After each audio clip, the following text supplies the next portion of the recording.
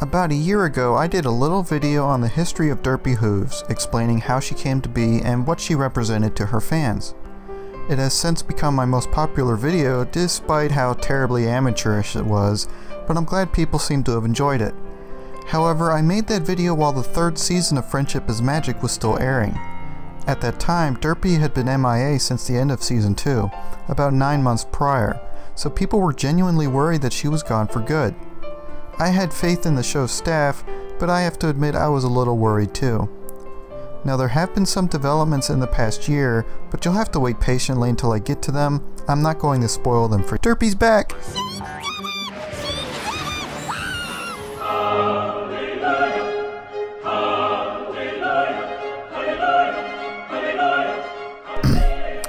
Sorry, it just kinda slipped out. Yes, if you've been watching season 4, then you know our beloved male mare has returned. But before I have another outburst, let's quickly go back a year. I posted my first Derpy video in January 2013, and that was a troubling time for Friendship is Magic fans. Both the first and second seasons were 26 episodes long. However, season 3 would only be half a season, or 13 episodes long. Now any fan will be saddened that his or her show is going to have fewer episodes, but the real concern had to do with broadcast syndication. In short, people were worried that season 3 was going to be the end of the series. While most syndicated TV shows have over 100 episodes, there is a common segment that deals with shows that have 65 episodes, which is usually made up of children's entertainment. And season 3's length of 13 episodes resulted in a total episode count of 65. At that point, Hasbro could have sold the rights to broadcast the show to reap a perpetual annual profit, abandoning fans both young and old to a fate mired in bizarre, ludicrous toys made by marketing teams for the rest of time.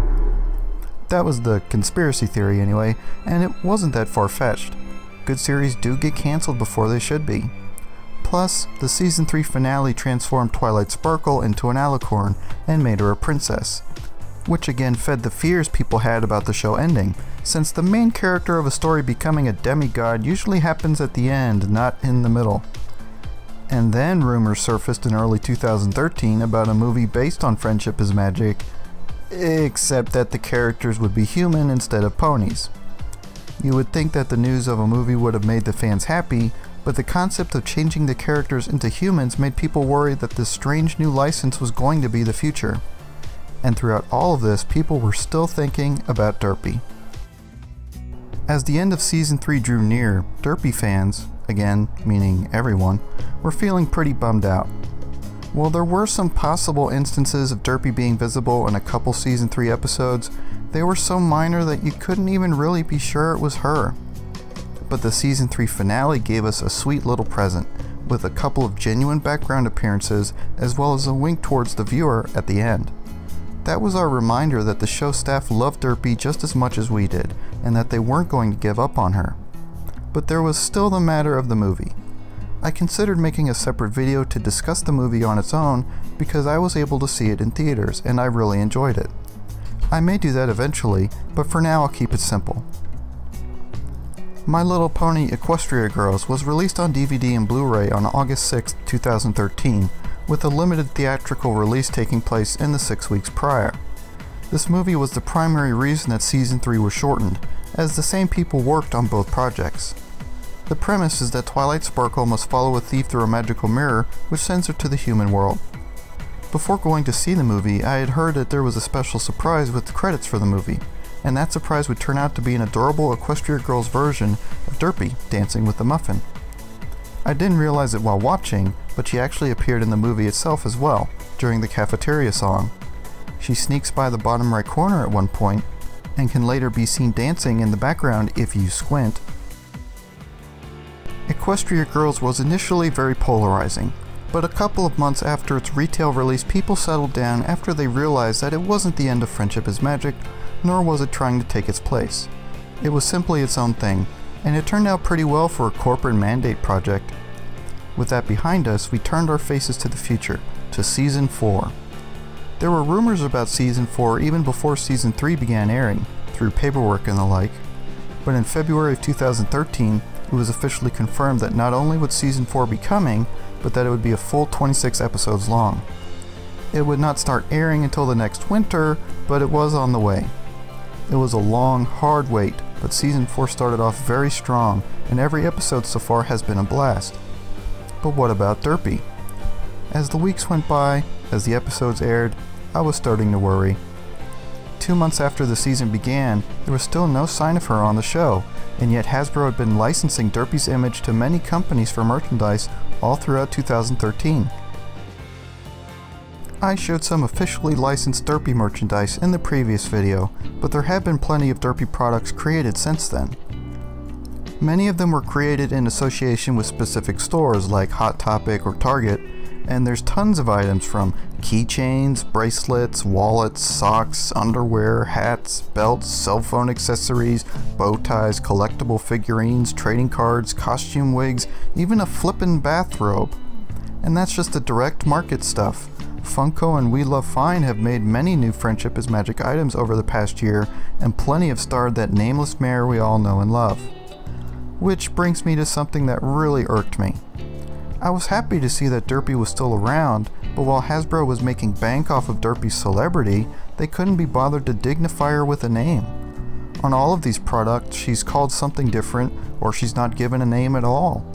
We Love Fine refers to her products as Best Pony.